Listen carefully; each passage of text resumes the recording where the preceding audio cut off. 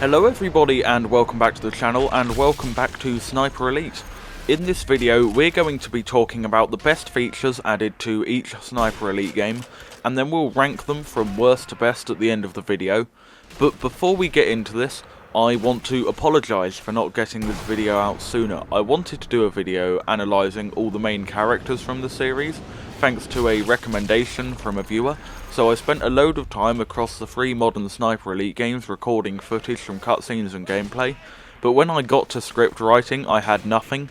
The Sniper Elite character development is shocking, and there just wasn't enough information to make a video. I've tried to find the comment so I could show it, but sadly I couldn't see it anywhere. But you know who you are, so I did want to make that video that I said I'd make, but I couldn't because there's nothing to make it about. So, without further ado, let's get into this.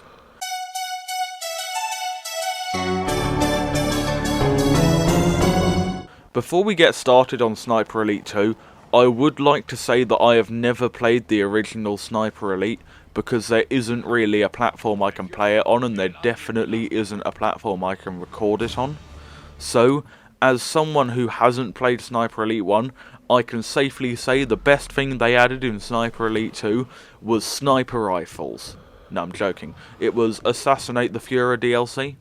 And this one might be a cheap shot, seeing as it was a DLC, but I think it's excused, as a Kill Hitler mission has appeared as DLC in every single Sniper Elite game since.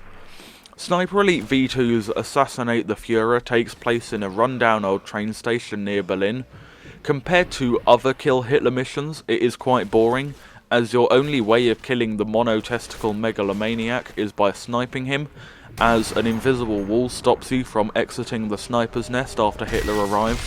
But the point is that it was a very strong selling point of the game, so much so that the Game of the Year edition case has a lot of space dedicated to showing off the mission, where you get to mag dump Adolf Hitler with a Gewehr 43.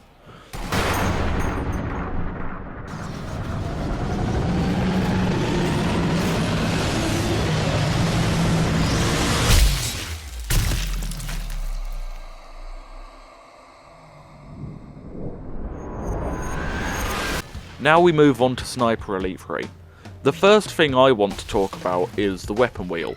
In Sniper Elite V2, you navigated your weapons using the D-pad, which in terms of speed was slower than watching paint dry and about as clunky as a Citroen's gearbox. Sniper Elite 3 introduced the weapon wheel, which allowed you to quickly select equipment, as well as assigning quick select slots to the D-pad.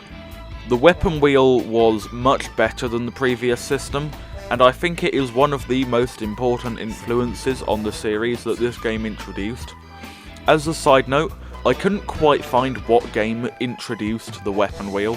The oldest game I know of which had a weapon wheel was 2010's Red Dead Redemption, although Perfect Dark, which came out in 2001, had something similar, sort of like a spider diagram of death, which is about the coolest sentence I've ever said.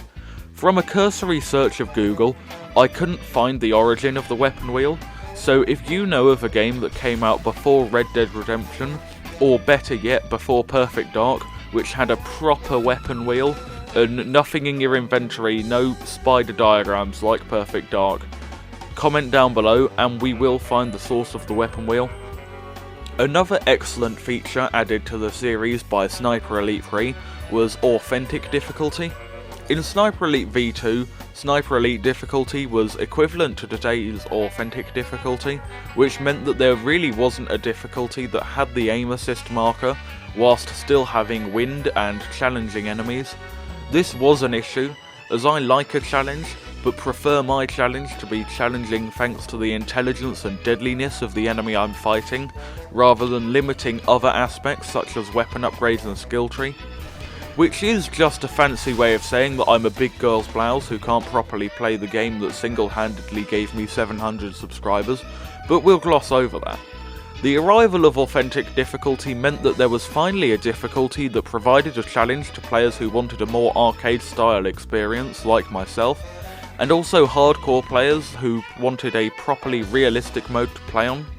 Authentic mode has got more bare bones over the years, especially after the introduction of Authentic Plus, but Sniper Elite 3's Authentic mode still stands the test of time today. Now we move on to all the things Sniper Elite added, and because it's the first good game in the series, there are quite a lot.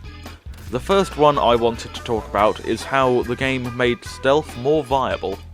Sniper Elite 4, and in fact the whole Sniper Elite franchise in general, the stealth mechanics are fantastic, and in my opinion better than the sniping mechanics. However, in previous Sniper Elite games, stealth was rather difficult. In terms of silenced weapons, you were limited to the Well Rod, which had the ballistic properties of a Nerf gun and about half as much stopping power. Sound masking did exist, although thanks to the fact that you had no generators, it was about as useful as using a colander as a prophylactic, so you had to rely on other sound masking sources, such as planes flying overhead. Sniper Elite 3 added generators for more effective sound masking, but Sniper Elite 4 went the whole way, thanks mostly to the Silent Warfare DLC pack. Not only were generators and other sound masking opportunities much more abundant, but the Well Rod, which was actually good in Sniper Elite 4, was joined by two equally excellent silenced weapons, the HDM for if you are a window licker, and the Delisle Carbine for if you weren't. These weapons made Sniper Elite 4 into a properly fun stealth game, because now there were silenced weapons that wouldn't wet themselves at the sight of someone more than 15 meters away. Additionally, if you didn't like these new silenced guns, silenced ammo was introduced, which would silence any weapon you put it on. Silenced ammo in the wild is rarer than rocking horse poo, as it should be, but it's still an excellent thing to take in your loadout and really opens up the possibilities of a game. The next thing that Sniper Elite 4 introduced, and I'm only going to touch on this briefly as I have covered it in the past and will almost certainly cover it again in the future, is the more open map design that the game adopted. Sniper Elite V2 had quite small maps, with the player often having to backtrack through the level to make the game's playtime stretch out that little longer. Sniper Elite 3 did have bigger maps and for the most part did away with the backtracking formula, but they still felt a little small and somewhat linear. Sniper Elite 4 is a masterclass in level design, with interesting non-linear level design filled to the brim with secrets. The next thing that Sniper Elite 4 did so well was having alternate modes for each and every bit of equipment. This effectively doubled the number of items in the game and greatly increased the ways you can be creative with the sandbox. I think the game would have been fine had these alternate modes never been added, but the fact that they were added really shows the thought that went into this game. Stuff like putting a timer on TNT, having two attack patterns for the artillery flare, and having a stabilisation mode that slows your heart rate on medical items was brilliant. One thing I would have liked to see, as submachine guns don't have a secondary mode because they can't take silenced ammo, is a select fire function, as most SMGs at this time did have select fire between automatic and semi. And the last thing that I will talk about today is the much better movement mechanics that Sniper Elite 4 introduced.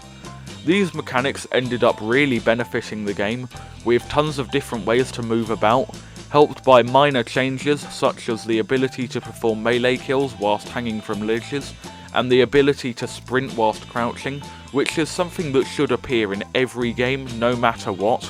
I mean, seriously, in an age where wall running and going prone on your back are quite run of the mill, it boggles my mind that most games don't have crouch sprinting. These new mechanics also helped create much more interesting routes to navigate the maps, as the previous games only had basic climbing and mantling, so the new systems provided Rebellion with so much to play around with in the level design department.